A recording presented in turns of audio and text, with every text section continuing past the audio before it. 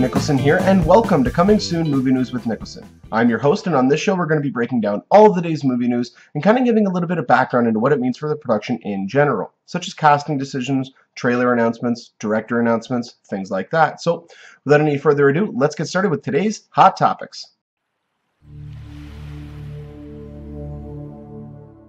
And the first topic we have to talk about today is a big one. We've all been anticipating this for a while, but the news came out on Friday, I believe, that the actor who will be portraying Thanos in the upcoming Marvel Cinematic Universe has been revealed, and it is none other than Josh Brolin.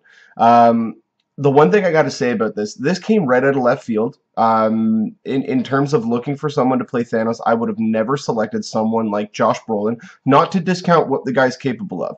He just would have never been near the top of my list. Having said that, I think he's a fantastic choice. I mean, first off, I know this has nothing to do with the characteristics of Thanos, but Josh Brolin has the all-American look. He's got the big jaw. He's got the brooding intensity about him, which is something that character requires. He needs that intensity. He needs that physical presence. And Josh Brolin is not only someone who you will automatically see as Josh Brolin, he is a character actor, which means that it's not going to be like Tom Cruise playing a character, where you just see Tom Cruise. As good as Tom Cruise is, every time you see him in a movie, you see Tom Cruise. You do not see the character that he is playing. Josh Brolin, on the other hand, is someone who can envelop a character. He can actually delve into what that character's mythology is, what his motivations are, all that kind of stuff. So we know, or at least there have been some verified leaks. Verified not from the network, or not from the studio, or anything of that sort, but these have been confirmed and verified through other sources. But it looks as though he will be in Guardians of the Galaxy, which we kind of already knew. I think Kevin Feige had already said. Kevin Feige's the head of Marvel Entertainment, Marvel Studios. And he kind of came out and said that, yes, Thanos is in it. We have cast him, but we're not ready to talk about it yet. Well, now it looks like the cat's out of the bag. It is Josh Brolin. There is apparently a scene in Guardians of the Galaxy that deals with Thanos on a what's called a rocket throne. I'm just assuming it's kind of what it sounds like, just a throne with a rocket. But it looks as though because this news was just announced now, and Guardians of the Galaxy is opening up in now 2 months. This is going to be a motion captured full CG character, at least in Guardians of the Galaxy. And so he's going to just be voicing him. Now, whether or not they decide later on to change that, first off, it's going to depend on how much we see of Thanos.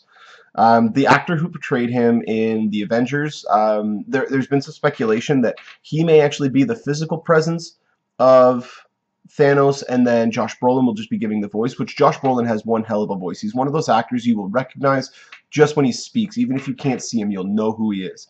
And so there's a lot of speculation going on right now whether or not he will be fully mocapped going past Guardians of the Galaxy, or if he will be a practical effect. A lot of people are leaning towards motion capture, although it would allow for them to do a little bit more with the character. They would have to spend more time on rendering the character, getting the texture mapping right, all that kind of stuff, all the jargon, as opposed to practical effects. Because practical effects with a little bit of CGI touch-up are a lot easier to maintain than fully creating a CGI character. So I don't know at this point exactly what we're going to get, but there is also speculation that he is going to appear in Avengers Age of Ultron, most likely just continuing on the build-up until he is the main villain in Avengers 3, because we've already been noticing throughout the Marvel Cinematic Universe, they have been introducing the Infinity Gems, which are now in the Cinematic Universe known as the Infinity Stones. So we have, one of them is the power of mind, the power of the soul, the power of, I think it's the power of time, power of flight. There's 5 or 6 of them. And so the Tesseract, or the Cube from Avengers and from Captain America, is one of them. The Ether from Thor 2, Thor the Dark World, is another one. And then we have this unannounced sphere, or orb, or whatever it's going to be in Guardians of the Galaxy, is most likely going to be the 3rd stone that's revealed. So we're most likely going to be getting 3 more stones in Phase 3. Phase 3, leading up to Avengers 3, which will culminate in the Infinity Gauntlet storyline, in which Thanos controls, he has all of the gems in a gauntlet, basically, like a giant glove that has each of the stones in his hand. And he's able to control all these things through his own hand. He's a very powerful, very, very powerful character. And so I love the fact that they're going this way. I love the fact that they're just giving little teases and little hints. I hope that we don't get him as a side character in another movie where he has like a 30-minute segment of the movie to himself, or at least he's on screen for that length of time. I want him to be just little snippets here and there, maybe a 2-minute scene in Guardians of the Galaxy, maybe a little 5-minute sequence here in Avengers 2, culminating in the big reveal in Avengers 3, where he goes up against the entire crew, essentially, the entire Avengers cast, which I think would be insane. Be visually stunning.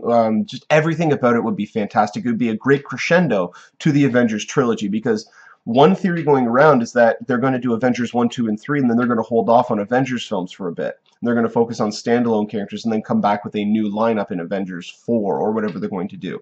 Which, that to me would be a really intriguing way about going with it, because a lot of people have been talking about how people are going to be getting fatigue when it comes to these superhero movies.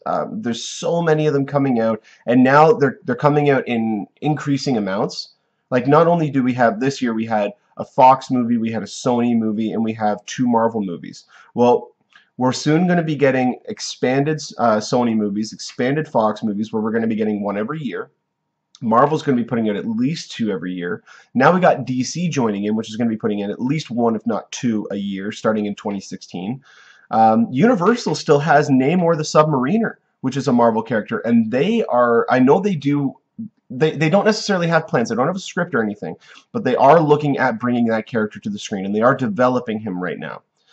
So, I mean, a lot of people have been talking about that. So taking a break from Avengers, focusing on unique individual characters that are different from everybody else, so that most people don't see it maybe as a superhero film or a comic book movie, but you could see it as a really unique science fiction story, or something of that sort that also has comic undertones, and then bring them all together in another film. That would be really intriguing, and that could kind of reduce that fatigue that people may be experiencing or start to experience. But only time will tell. It's really interesting that Josh Brolin has been cast. Again, I didn't see that one coming. So, I mean, once we get the first kind of inkling or story detail or anything about that in terms of how he's going to be used in the movie, we'll definitely let you guys know about that. All right, and so the next topic we have to talk about is Ben Foster, who is, for those of you who know him, you know exactly what I'm talking about when I say this, but he is probably one of the most underrated actors out there. Everything from, what was the movie I saw a movie, it was about bullying. It was back in high school that he did. It was him and Tom Cavanaugh. And Tom Cavanaugh played this teacher who was really trying to instill this, this sensibility in Ben Foster's character. And Ben Foster ended up getting involved with the wrong crew, and started basically, they were attempting to shoot up a school, and through circumstances that happened throughout the movie, it's all about the journey through his character. And he was fantastic in that movie. It was the first time I was really brought into the world of Ben Foster. And then you got movies like 3:10 to Yuma. You got Lone Survivor, which is his most recent one that just came out in January. He was fantastic in that movie. The guy is just a solid actor. Even when he's in bad movies, he's good. Like even his role of Angel in X-Men: The Last Stand, I thought he did, from what he had to do on paper, he did a fantastic job conveying the emotional sacrifice that this character is basically having to create. And the fact that he has now been cast in Warcraft, the upcoming Warcraft film, is really intriguing. And he actually just did an interview where he gave a little bit of tidbits about his character and about the movie in general. So one thing we know of, this wasn't in his interview. We do know that Warcraft is based off of either the first game or the first 3 Warcraft games. I believe it's based on the first 3, taking elements from all 3 of the first games and implementing them into a script. They are not touching World of Warcraft yet. They are going to expand this movie universe as long as it's successful and people really adhere to it, they really like it, then they're going to continue on with the story and they're going to move into World of Warcraft. But for now, it is just based off of the original Warcraft games. He will play Medivh. I believe that's how you pronounce the character's name. He was a mage who was basically a sorcerer. His character was in Warcraft 3. And so he talks about how his character is essentially, he was set up to protect this area, this land. And the war has been over, the conflict has been over for a while. So he's kind of hung up his staff, or his guns got dusty, as he put it. And so he's essentially summoned back. These people come up and try to they ask for his help in terms of, you know, protecting this realm again, because the hordes are coming in to attack. But the one thing he talked about was both him and Dominic Cooper. Dominic Cooper is another member of the cast, and he talked about how there's a very human element to this story. It's a very human story that they are trying to tell, and also not only that, but it's a story about the humanity that will, or sorry, it's in the film that will not just feature, it will not just be a creature film, but it also looks at both sides of the conflict, asking who do we consider to be the bad guy, and what actually makes up that decision. You know, what do we actually classify as a villain? Because nowadays you look at everything, and movies more and more so nowadays have touched on this, that a villain is not just black and white. There's no good guys white, black guys, or a good guy's white, a bad guy's black. You know, there's gray. It's about 99% gray, where people's motivations may be, you know, misconceived by certain people. They may not understand their motivations, and that may not even be enough to justify their actions, but you can really see that they are inherently good. They are just going down the wrong path. And so that's what this movie is really going to touch on, which I find is very exciting, because we're not just going to get a sword and sandals Lord of the Rings style movie. We're going to get a very in-depth, character-driven, hardcore action adventure, which I'm really excited about. And we got Duncan Jones directing it. For those of you who don't know Duncan Jones, he directed a fantastic movie a couple of years ago called Moon. It was Sam Rockwell, which was just a phenomenal psychological thriller. It was great. Set in the moon. Sam Rockwell plays this one guy who mans the space station on the moon for 3 years at a time. And so he is his contract of 3 years is almost up. It's set within the last 2 weeks of his contract, and the psychological trauma that he's had to undergo. And it's just a fantastic movie. For those of you who haven't seen it, you got to go out and check it. It's on Netflix. If you have Netflix, you can go out and check it there. But he also directed Source Code, which was a movie that came out a few years ago as well. It was with Jake Gyllenhaal. It was kind of like Groundhog's Day, but it was on a train. And his character basically kept reliving the same 8 minutes over and over and over again to try to stop a bomb from being detonated on this train, which was a terrorist attack, to lead into a bigger terrorist attack in the city of Chicago. And I thought he did a great job with both films. I do find Moon a little bit better, but the fact that he was able to go from micro budget to fairly big budget to now a super mega budget movie in Warcraft is just fantastic. And they just finished principal photography, so the overall filming of the movie is now done. They finished that about 2 weeks ago. And they have almost 2 years of post-production, because there's going to be a lot of special effects in this movie. A lot of motion captured characters. That was another thing that Ben Foster even talked about, was the fact of how much they are pushing this technology, and how it's not even motion capture, it's performance capture, which is that's more so what it's known as nowadays, is performance capture instead of just motion capture. But I'm really excited for this film. I want to see some official stuff from this movie. It's 2 years away, so we're going to get some stuff around the same time we're going to get stuff with Batman and Superman. But the movie stars Dominic Cooper, Ben Foster, Travis Fimmel, who those of you who watch the show Vikings will know he's the main star of Vikings, so he is in the movie. Paula Patton from Mission Impossible 5 is also in the film, and Clancy Brown, one of my all-time favorite character actors out there. He's most recently been in Sleepy Hollow, but he's been in I can't even think of things off the top of my head. I remember him from Earth 2, which was a great sci-fi TV show from about 10-15 years ago. He was in Highlander. You know, he's been all over the map. He's a phenomenal character actor. Cannot wait to see what he does with this film. So Warcraft opens up March 11th, 2016. When we get more information about that, I will definitely update you guys on here.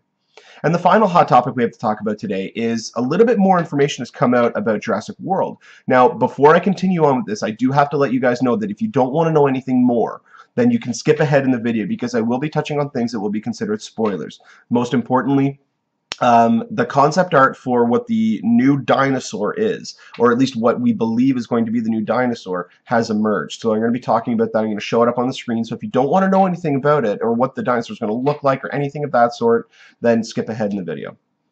All right, so I'll put the picture up here. So what the dinosaur is classified as is a D-Rex, or a Diabolus Rex is what they're calling it. I don't know if that's going to be the final title.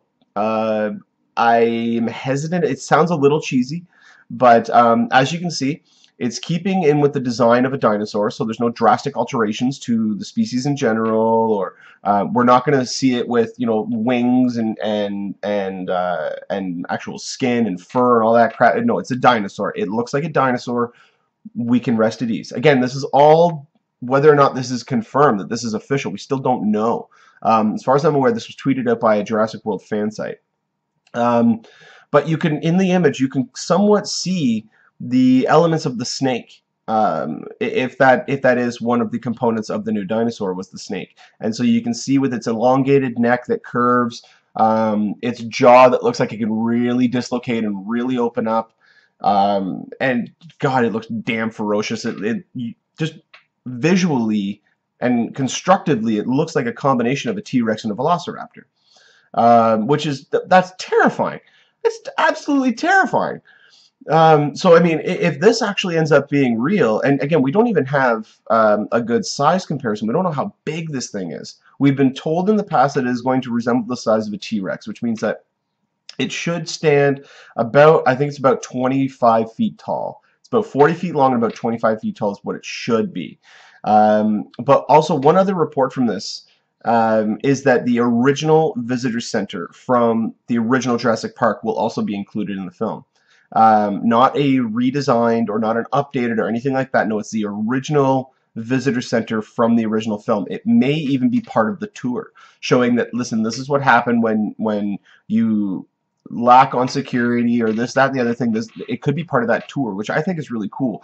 The fact that they are continuing on with the original visitor center, not using that as the main hub as far as I'm aware, but at least part of a tour, or at least something that the characters will interact with throughout the film, I think is really, really neat. And it's a nice little Easter egg drawing back to the original film and honoring the original film, which I think is really cool. But going back to the design of this new dino, I think this looks really intuitive. Like, it's really ingenious when you think about it. They had to create a new dinosaur.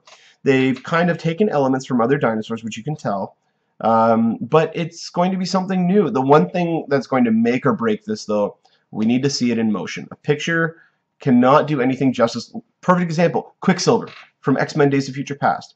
Every single photograph that was released of him, everything looks so stupid and campy and hokey and corny and just terrible. Well, we saw the film.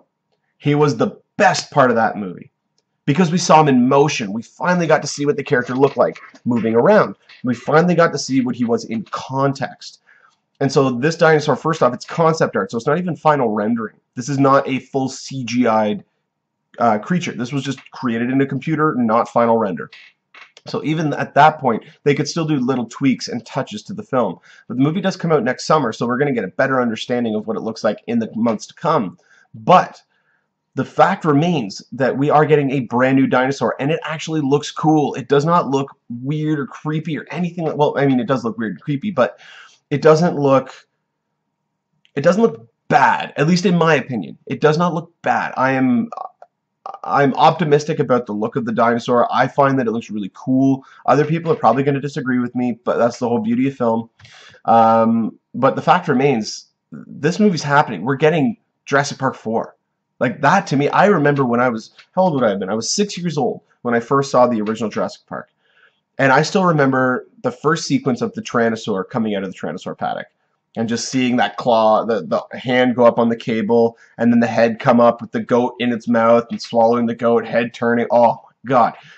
That is going to be one of my all-time favorite memories, one of my earliest memories as well, because of how much that changed my viewpoint on film. That was one of the first instances where I remember really wanting to get involved with movies when I was 6 years old. That's what that impact had. That's what that film had on me. So seeing Jurassic World actually coming to life and seeing this creature, the way that they're designing it, keeping in tandem with the actual designs of dinosaurs not going too far out of the realm, that holds a special place in my heart just because of how this movie really did affect me when I was a kid. And this movie is on, it's easily on my top 10 list. I don't know if I would put it on my top 5, but my top 10 list, 100% it would be.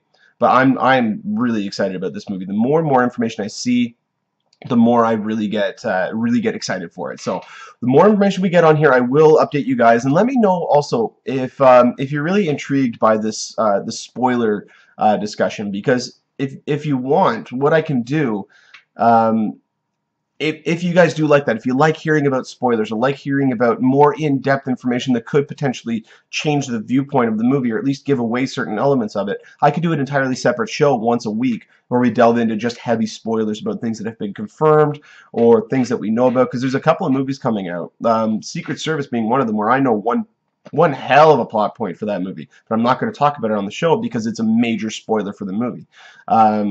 But yeah, let me know if you guys really are intrigued by that, and I can include that as a main section of one of the episodes, every, like, maybe once a month or once a week or something like that. Let me know if you guys are interested in something like that. All right, so that brings us to rapid fire. So with rapid fire, the whole thing that we do here is we update on projects that we've already talked about or talked about in length, with little updates that are available for it, or perhaps something that is brand new but we just don't have a lot of information for. So the first topic in rapid fire is dealing with Ant-Man. And as we said last week, there were 3 directors that came up on the short list: Adam McKay, Ruben Fleischer, and Rawson Thurber. And at the time, I said that out of all of them, I felt that I think Fleischer probably had Adam McKay probably had the best experience, because not only had he worked with a lot of comedy, he worked with ensemble cast before, but he's also dealt a little bit with action. And so I felt that he was probably going to be the most likely candidate. And it turns out that he was actually the front runner. He was the person who Marvel had intended to take the reins when they said that they have someone else and they're going to make the announcement shortly. Adam McKay, though, has since declined to direct Ant-Man. He declined the offer basically due to the fact that he has other projects that he wants to work on. It has nothing to do with at least publicly, it has nothing to do with the state of the script or the project or the 1,500 cooks in the kitchen, as it were. So it has nothing to do with that. It solely has to do with the fact that he has too many projects on the go. But it looks as though now, excuse me, it looks as though now that Rawson Thurber has actually emerged as a front runner. Now, again, this is not coming from Marvel. This is coming from other sources. And Ruben Fleischer, who was the other director in line, Ruben Fleischer directed movies like Zombieland. He directed Gangster Squad. It's looking as though now that he is in talks with Sony to direct Ghostbusters 3. Yet another Ghostbusters 3 talk again. I have very low hope for Ghostbusters 3. Mainly due to the fact that, as it stands right now, Harold Ramis unfortunately passed away several months ago, so we're not going to be getting Egon back. With Fleischer if for those of you who remember Zombieland, he was able to get Bill Murray to cameo in the movie. Not only that, he was able to get Bill Murray to dress up like a Ghostbuster and play around a scene from Ghostbusters in the movie. So, with the fact that Bill Murray has stated his intention well in the past about not wanting to come back for Ghostbusters 3, or at least seesawing on that idea, Ruben Fleischer may have the most capability of getting him to at least participate in the production, if this is indeed true. But that means we only have Ernie Hudson and Dan Aykroyd, and I mean, Dan Aykroyd 15, 20, 25 years ago, maybe. Nowadays, not so much. He hasn't done anything.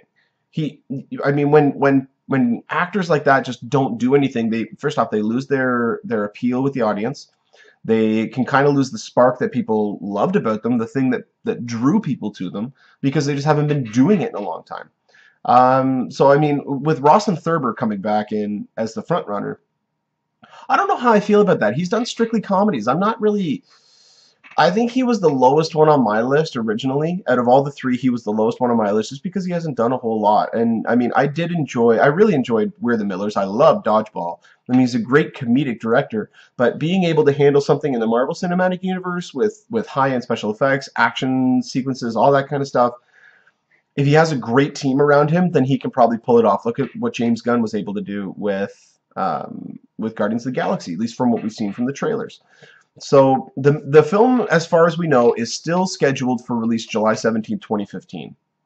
I don't know how likely that is to still be achievable, because again, if they bring a new director on, essentially they're going to have to, that director is just going to have to say, okay, what has all been done? Let's just do that. And so he's kind of a hired gun. And at that point, you really don't get a director with a visual flair, because they're not going to be able to achieve that on the movie. They're not going to have enough prep time to be able to do that. But the movie is still on track so far for July 17, 2015. The movie still has Paul Rudd, Michael Douglas, Evangeline Lilly, Michael Pena, and Patrick Wilson confirmed to star. Nobody has dropped out. And even if they did want to, I don't think that they can. I think they're contractually obligated to appear. So this project is just getting more and more rocky. I'm really starting to get worried about it. I hope that we get turnaround. I hope that someone is announced and we start getting pictures, we start getting video from the set, and we start seeing, okay, holy crap, this is in the right hands. This is looking like a great project. I'm very excited for it.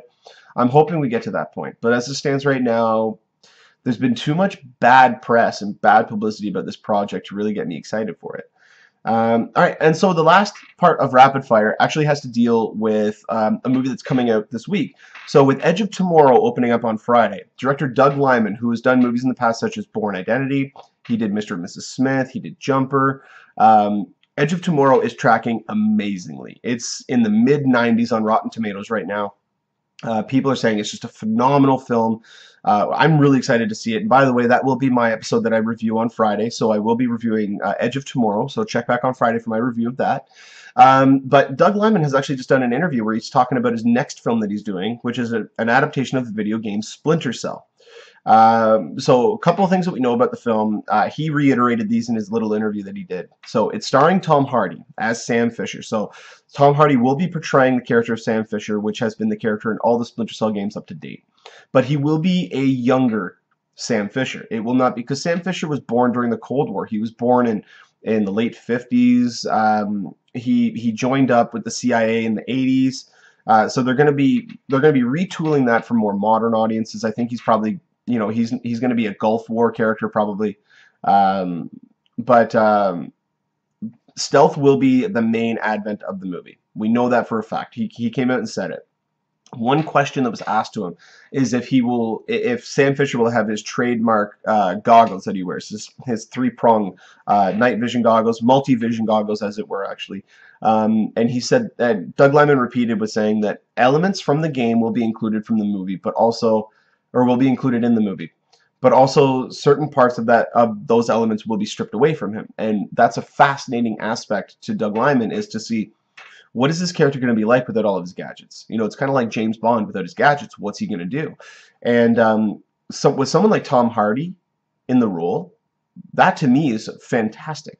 I cannot wait to see what they're able to do. Doug Liman's acute eye for action is, I mean, especially from what I've seen from Edge of Tomorrow, it looks like if Michael Bay didn't have a seizure when he was doing his action, if he actually added a little bit more storyline into his action. I love Michael Bay. Do not get me wrong. I eat up every Michael Bay movie that comes out, except for Transformers 2.